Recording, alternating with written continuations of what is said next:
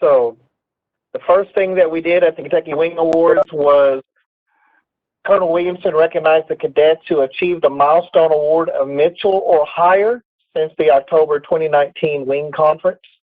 We did have one person in that. Cadet Captain Mink was recognized for earning the Amelia Earhart Award. Captain Mink was the only cadet from 050 to achieve Mitchell or higher since the last Wing Conference, but I know a lot of you have achieved the Wright Brothers Award, and many of you are on very, very close to achieving other milestones. So keep up with your exams as well as your other requirements during this time.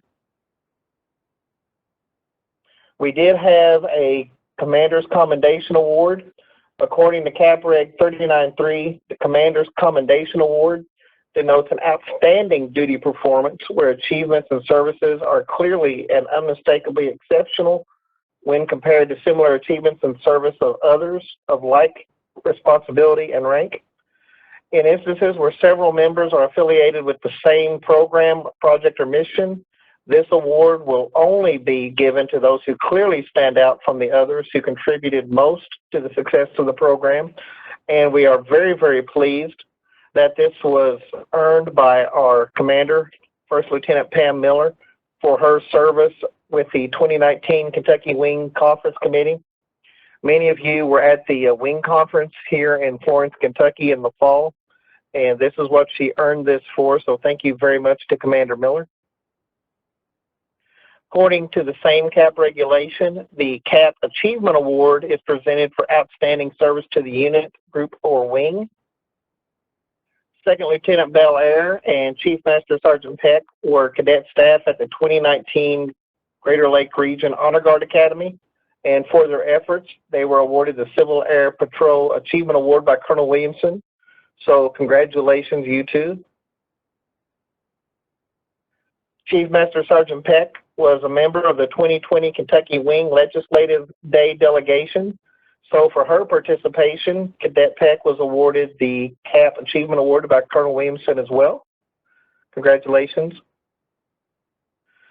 And also, according to CAP Regulation 39.3, the Civil Air Patrol Life Saving Award is the 7th highest decoration able to be awarded within CAP and is awarded to members who save a human life.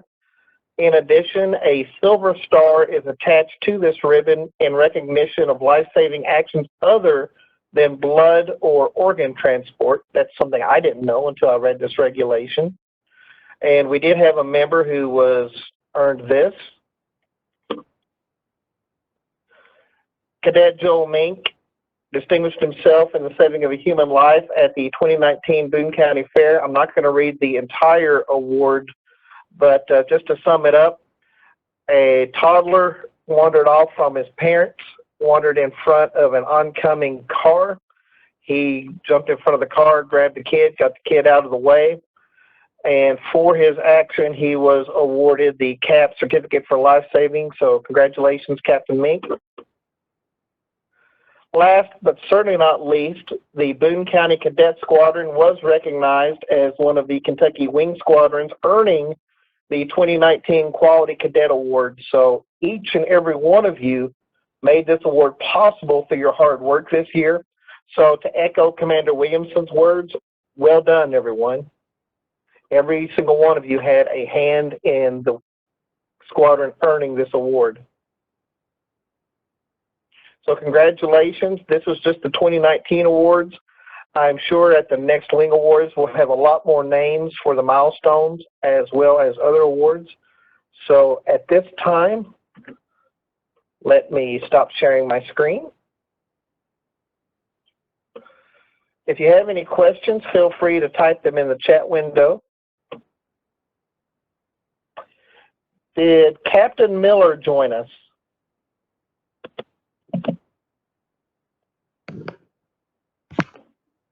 Yes, I'm here. Okay. I'm not hearing Captain Miller. Oh, there's Captain Miller. Okay. So let me make her a presenter.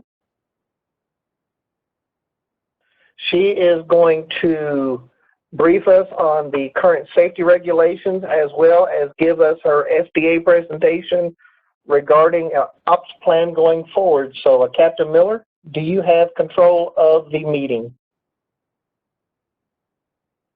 As in what type of control? I know I'm presenter right now, but... Oh. Okay, do you have the ability to share out your screen? I do. Excellent, and I'll hand this over to you. Wonderful. Do you want my camera on or just the screen? However you would like to do it.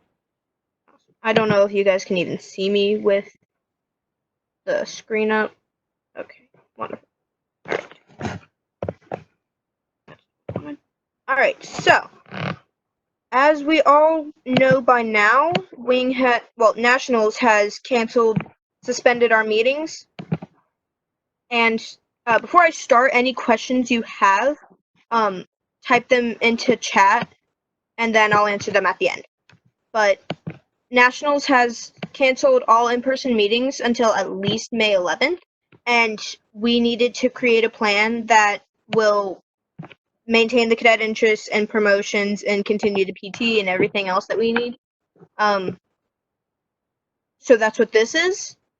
This is telling you all what we're planning on doing. We needed to prepare the unit for the suspension of activities, and we're going to be using virtual meetings such as this one and the ones that Wing is doing. One of our goals is to maintain at least 90% healthy from the unit activities. As we have no more in-person activities, that objective is achieved. We also want to keep cadets engaged and promoting, even without having our in-person meetings. And our goal is to keep 90% retention when we continue our in-person meetings. So we're hoping to keep you guys engaged enough that you won't leave. And then our third objective is to increase the PT goals by about 10%, which I will expand on later. This includes all cadets and team members. We need basically every hand on deck for this. As I said before, no cadets that we know of got sick from exposure to other cat personnel, so due to squadron activities. Cadet engagement. So we're having our squadron and wing virtual meetings, but we're also planning with our squadron virtual meetings to do other things. We're going to do chapter discussions on both leadership and aerospace chapters. These are going to be led by cadet staff, and we're also going to be doing emailed chapter quizzes, which we're still working on making those. Those will begin being sent out soon. We're going to be making Kahoots, which for those of you that have played it before, for those of you that haven't played it before, those are fun quiz games that we like to do in public school. I don't know what other people do, but I've done it a lot in my classes. And then we have our virtual meetings, as I've stated, and discussion groups, and then we may be doing the impromptu speeches that we were planning on doing before all of this got canceled, but we're not sure. We're still working on that. Alright, with promotions, we have national guidance on drill tests and PT tests. With the drill tests, we're going to do them virtually in single. What's going to happen is that we're going to hopefully have a family member holding the camera and video you using something like Skype or FaceTime, and it's going to be a full body video so that we can make sure that everything is happening. You're going to call into some staff member. It can be anybody who's done drill tests, and they will call the drill call, and the testing cadet, you will perform the movements. The full body is to make sure that everything's going fairly good, and then after you do the test, the oath will be administered. The number of correctly performed movement and oath results will be forwarded to Lieutenant Miller, as per we usually do, but without the paper part. PT testing will be self-reported. The mile run, you'll be timing that and reporting that. And then the push-ups and curl-ups will be done using the YouTube video for cadence. It's the same cadence we've been doing. It's just on YouTube, and you're pulling it up yourself. All the numbers and the times will be reported to Lieutenant Miller into E-Services, and all of this is on the honor system. If you lie about this stuff and say that you got higher scores than you actually did, we're gonna know, especially at the end when we start doing PT tests again in person. And also, just don't lie on these, because the core values include integrity. So be a good cadet and be honest. Send any questions about those to me or First Sergeant Tyson, and we will answer those. Phase testing is able to continue for those of you coming up on your Wright brothers and your Mitchell tests. If you need to phase test, you will contact Lieutenant Miller, who will send the test itself to your parents. This needs to be downloaded and printed, and then as soon as the test is finished being done, it needs to be scanned. And the tests have an hour-long timer, so we will be checking up on you as soon as that timer is up. And about 5 minutes after you're supposed to be finished with it, if we don't have it, we're going to say, hey, where is this? Because I don't know what this means. We're going to... Not right now, sorry. As soon as that is finished, it needs to be scanned in. And if we don't have it by like 5 minutes after it's supposed to be started, then we're going to be hunting it down. For contingency, if there are no video capabilities, drill can be waived and the oath can be completed via phone call. The mile run can be done in timed with so all you need there is a stopwatch and a place to run. That doesn't necessarily need a contingency, but if you're physically unable to run, a waiver can be used, and if you're unable to use the YouTube cadence, a waiver can be used. If the drill is waived once your in-person meetings are resumed, all waived drill tests must be performed with passing scores before another promotion will be approved. So if you do get the drill test waived, you will have to perform it, so you will still have to know your drill. If I personally am unable to continue command duties, then the deputy commander, Captain Mink, will fall in and continue where I left off. Alright, so what we will need for all of this is emails, so you need to check your emails constantly. We're going to be using texting, the virtual meetings via WebEx, which is what we're using right now, GoToMeetings, and then we're going to be using YouTube for the drill tests. And along with that, we are working on starting videoing drill movements to explain how to do drill movements that will help you out with your drill tests. So once we get those up, I will send out an email telling you that we are starting to get those up, and go check those out. Then we're also going to be using Facebook to get information out. And then with safety, follow the national guidelines that have been sent out. Wash your hands, practice basic hygiene, do what you can to not get sick. And then we'll know if this plan worked, if we have a 90% retention rate. Then if 60% of cadets promote at least once during the virtual meeting time, this way we'll know that you're still staying engaged. And then an after-action review will be done upon the resumption of in-person meetings. There's no budget because we're using free virtual applications. And then a schedule of our meetings will be revised in email to all of you guys, so check your email. Make sure you check your email. Alright, so that's what I have there. If you have any questions, now is the time to start putting them in chat if you haven't already.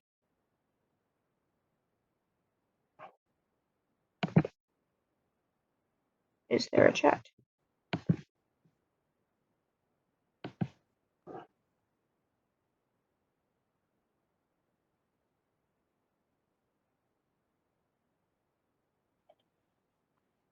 Major Elsie, you're off mute, so you can ask. Okay. Can you hear me? Yes, sir. All right. I just had a couple questions. One, I do have the cadences downloaded. Would it be helpful to have those uploaded onto the Google Drive? Yes. That way, if you can't access YouTube for whatever reason, but you are able to access Google Drive, that'll help. And the other question I had, I noticed that we only have like 11 members on the call tonight. Are you concerned about that? Do we have a plan for getting more members to attend these meetings? It could be that members simply forgot that this was happening. So what we can do for that is send out texts or emails to all the cadets and constantly remind, hey, you need to be here, hey, you need to be here. And then we can also check who's on the web, the wing video meetings, and see if there are more there. Then we'll just see why they're not here. And then, as Heck messaged on the chat, message flights, that flight commanders, yes, thank you, just flight commanders can check on who's not here and message their own flight members too. Okay, thank you. That's all my questions. Wonderful. Does anybody else have any questions? If you have a question, you should be able to unmute yourself and ask, so go ahead. I know that they haven't canceled the encampments yet, but that's a real possibility. Should the cadets be signed up, or is the enrollment period going to be delayed as well? I do not know that. Senior members, Lieutenant Minkin, Major Elsie, do you know anything on that? I do not, but that is a great question to ask at the 7 o'clock call. I don't know either, but I agree. That'd be a good question to ask. I would say on the side of, safety, if we don't have an answer, I would go ahead and sign up as if it was going on at the scheduled time. I'd rather be signed up early than miss a deadline. But yeah, let's ask on the call at 7. Wonderful. From Fightmaster, it says, will promotions also be on these? Or do you mean the promotion ceremonies, basically?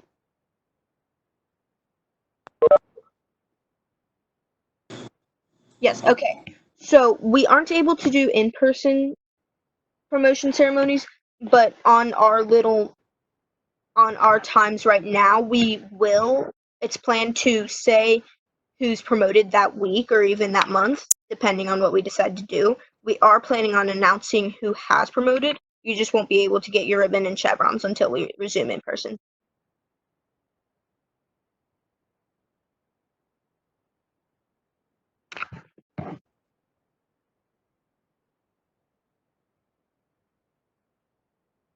Okay. All right, is there anything else?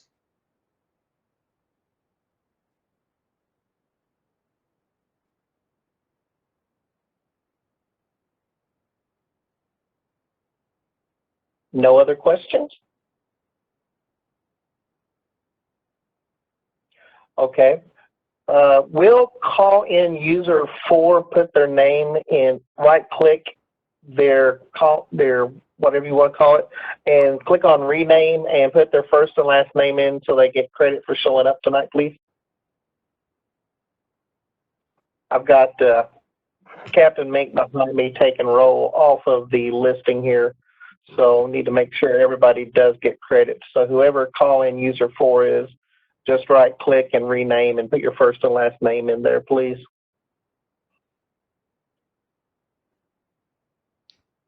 Lieutenant Mink, do you want to go over how to put their names in for the meeting with Wing today? It should be the exact same procedure, I believe. You just, to the right of your name, there's a drop down and rename, and you put your first and last name in there as well, if I remember correctly.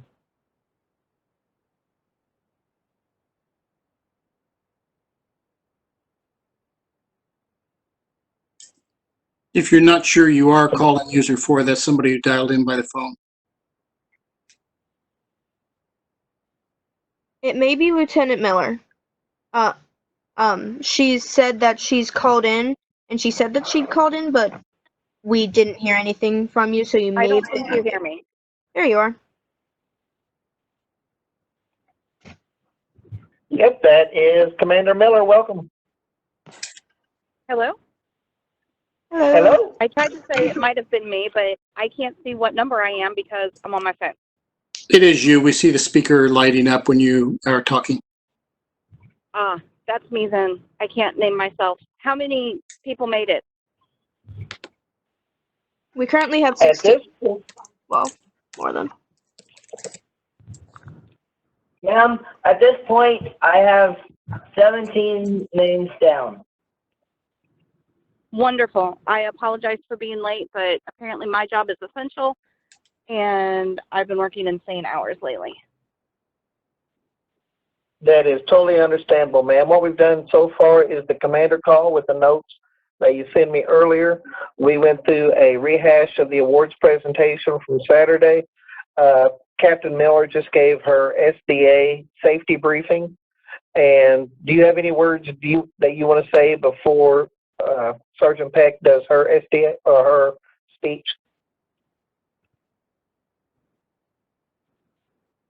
If you went over what I sent you earlier, that pretty much covers it.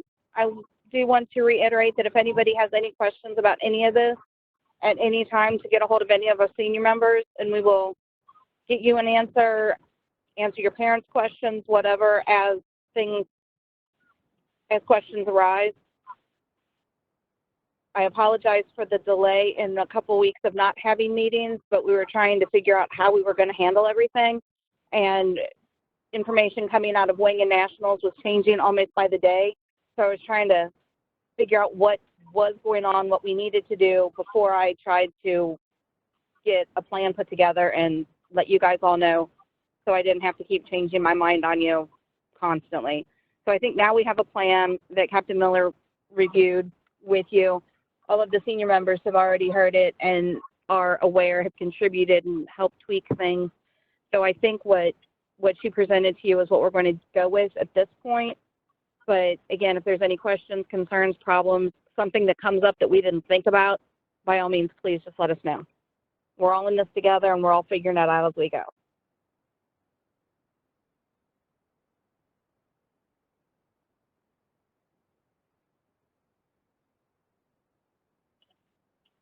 Very good. Thank you, ma'am. Cadet Peck, if you're ready, you can go ahead and let me make you a change role to presenter, and you should have presentation privileges now. All right. Can everyone hear me? Yes, ma'am. Oh, there we go. Let me put on my webcam. That way y'all can see me. Hello. And then screen share. All right. So, let me get that out of the way. Never mind. All right. I'm going to give you guys my chief speech. So I'm just going to go ahead and jump right into it. I'm starting off with a quote from General Johnny Hudson, the Air Force Space Command commander. His quote says, "Our nation faces current and future challenges in space that demands our immediate change in how we organize, train, equip, and employ our forces. The Space Mission Force represents how we meet these challenges."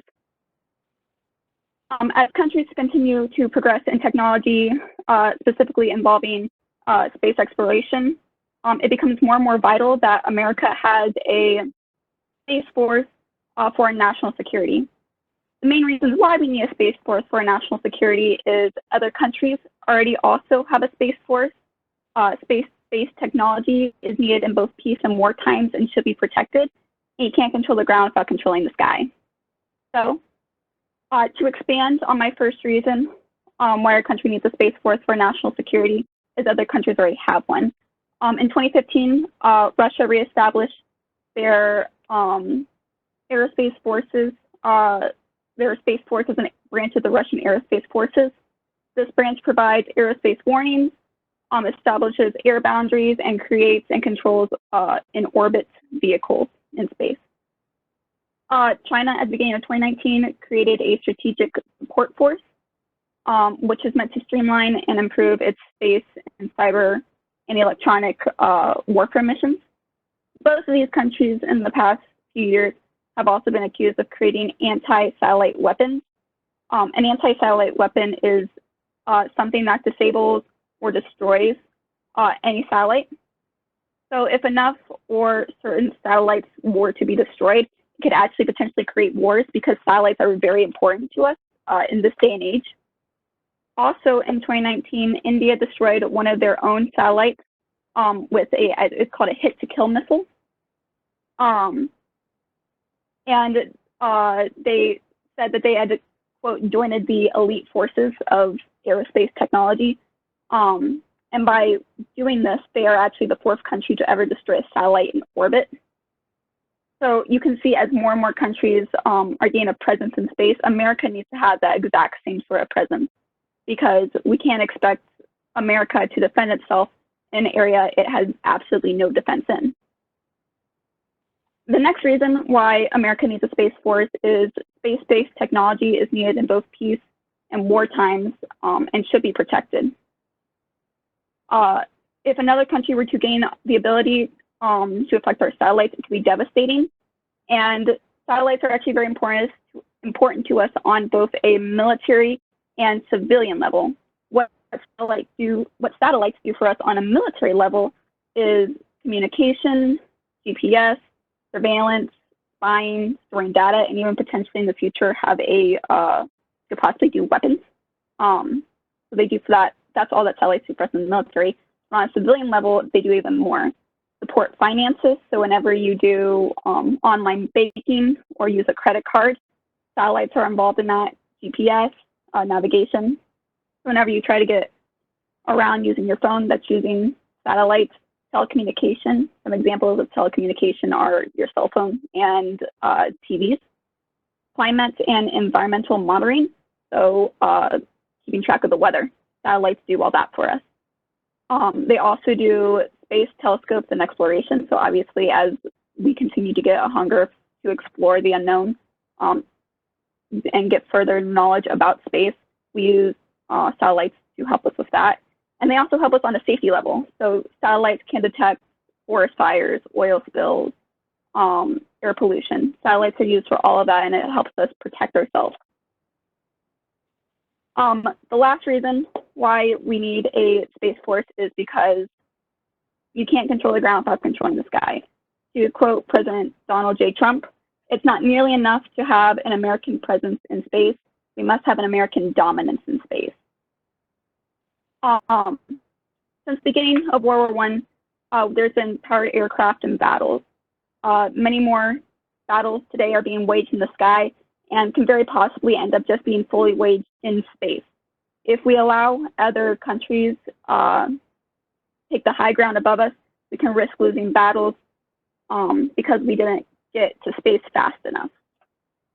So in conclusion, the United States, just to wrap things up, needs a space force because other countries already have one, and we can't expect America to defend itself in an area it has absolutely no defense in.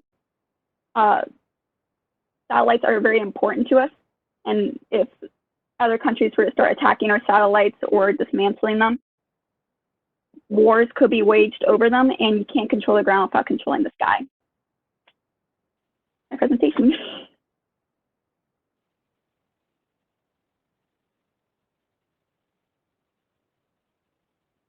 Does anyone have any questions for Sergeant Peck? I have one. So as the cost of going to space gets cheaper and the real possibility of having private spaceships, do you think there'll ever be a role for a space, civil space control, civil space patrol? I cannot put any guarantees on that, but I can certainly wish. It would, that'd be many, many years down the line from now. Probably not even my generation, I would doubt. But there's always a possibility for everything. And you can keep on wishing. I want to go on the record and say me too. We all want to be space cadets. I have a question. How would a Space Force duties be different than what the Air Force is currently doing as far as our presence in space? So I've actually talked to some people about this. We do kind of, in theory, have a Space Force. It was just sort of put across a whole bunch of different branches. You know, there was a little bit here from the Navy, a little bit here from the Army, and a little bit here from the Air Force. But making an actual Space Force, it's playing it so there's just one, like people who only think Space Force all the time. You know, that's their job. Versus I do a little bit of, you know, space stuff, but I also have to keep control of my ship. So we do kind of have one. This is just making sure that we actually have people who that's their job.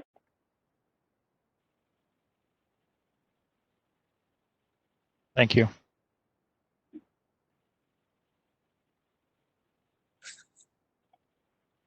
I see Cody Fightmaster has a question on the screen. I'm trying to figure out. My computer seems to has freezed up and will not let me go back to the main thing, and I just have a blank screen. So his question is, do you think this is going to be very important to our country minus the war? Yes, because we still need to be able to protect our satellites, because even though, like I said, we have to protect our satellites from other, you know, countries, there's other stuff in space that we need to protect our satellites from. There's old satellites that just have gone out of commission. We don't use them anymore. So, you know, you think about how fast a satellite is moving through space. It's going so fast to be able to keep in orbit. So we need to have a Space Force to actually monitor what's going on in space to protect those satellites.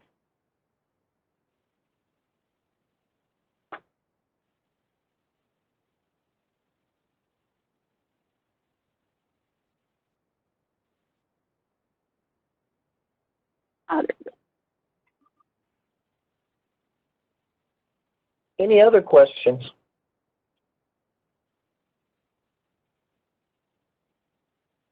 Hearing none, thank you, Sergeant Peck. Thank you. I will give you back the screen.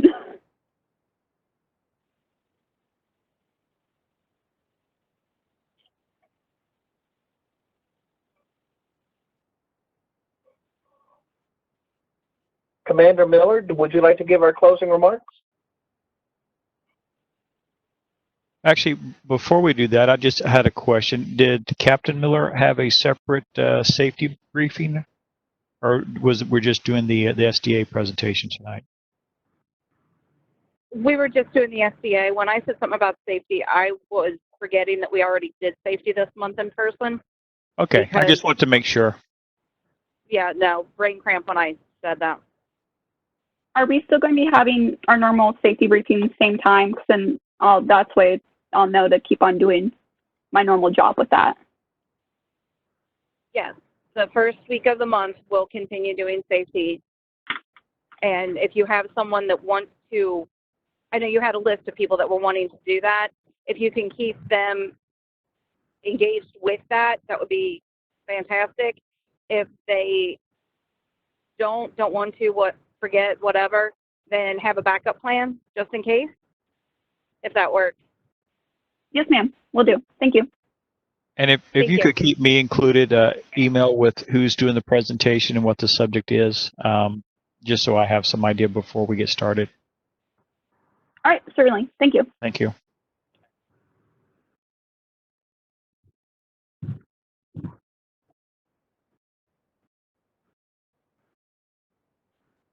Does anyone have any other questions or anything? Questions, comments, statements? Oh, I forgot to ask this before. I need to ask it now. Actually, I just remembered something. So are we going to be, in regards to like our, you know, squadron meetings, are we still going to be keeping on the same sort of schedule? So aerospace is again the month. Second month is going to be emergency services, and then keeping, you know, I don't know what we'll do for PT, and then character development. That's still needs to be decided. If we're going to be participating in the wing presentations, it will have to be whatever they have scheduled for that week. If we're going to be in the future doing our own presentations the entire time, rather than just, you know, this first briefing and then the wing, we would probably stick with the original schedule, I would think. But I guess for now we'll just have to wait and see what the wing says. I haven't seen the schedule. Commander, have you seen one from the wing? No, I haven't seen anything beyond they were doing character last weekend and aerospace this week. I have not seen anything or know what their plans are for the rest of the month. I guess I kind of assumed that next week they would do emergency services, but then I don't know what they're going to do for the fourth week. I don't know if they have their own leadership. I would like to use the last week of the month to do something for ourselves for leadership. But again, we're going to have to see what wing is coming up with. I do want to have our own input in what's being discussed and taught, but I don't want to not participate in the wing one at the same time, because they're going through a lot of effort to get all of these put together for all of the cadets in the wing and have something to keep everybody moving with. So I would like to use the resources that they have, but I also want to be able to keep us moving with the things that we know that we have people that want to participate in and want to present as well. So we're still trying to kind of iron out the wrinkles on all of that one, just because I have not gotten anything from Wing beyond this week. So I really don't know what their plan is. I don't know what's coming up. I don't know. So we're going to have to leave that one a little loose. We can always use this 45-minute time to do our own presentations on our own things, even regardless of what the wing is doing. So if somebody's got something that they want to talk about, they want to present, they want to bring up or whatever, I still want to use this time right now for any of that kind of thing, regardless of what lessons wing is doing in any particular week. Does that make sense? Yes, ma'am. I was just wondering because, like, with being the emergency NCO, if like there'd be any work that needs to get done in upcoming months in regards to presentations. At this particular time, I don't think so. Once we figure out what's going on with Wing and we get a better schedule from them, then we'll be able to let you know, and we'll be able to get more cadet involvement with these commanders called short meetings before we join the Wing one. So let's see if we can get a little more guidance from Wing, and then we'll know where we can add our own time and our own things. But for right now, let's just lay low for another week or two and see if we get some more guidance from Wing, and then we'll make that call. Okay, thank I you, don't ma'am. mean to put you off, because I know you got things you want to do, but No, certainly. I need to see what all is the plan first. Totally understand. Thank you, ma'am. Thank you. Anyone have anything else?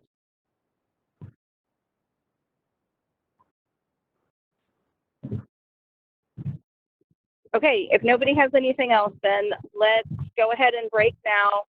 Run to the restroom, get something to eat, get something to drink, stretch your legs, and make sure that all of you call in to the Wing conference on the go-to meetings and be there by 7. Major LZ, Lieutenant Mink, did you talk about how to sign in when we get to the meeting? Just to put in the first and last name. Put in 050, first and last name, and your ID number, please. Okay. I know it's a lot, but the 050 will help us pick our people out a little quicker. And Wing requested first and last name of everybody that's on. So if you've got siblings that are calling in from the same number, put both of you in. That way, Wing and we credit you both for being there. If there's senior members calling in with a cadet, again, put both numbers and both names. And last week they had to look up everybody's cap ID numbers to add them in for character development, and it took them forever. So they're requesting cap IDs as well, just to make life easier for them. Okay. So 050, then first name, then last name, then cap ID. Got it. Yes, please. There was a question on the chat about the dialing. I went ahead and put that out there, so if anybody needs it, copy that before Lieutenant Mink closes the call. Thank you.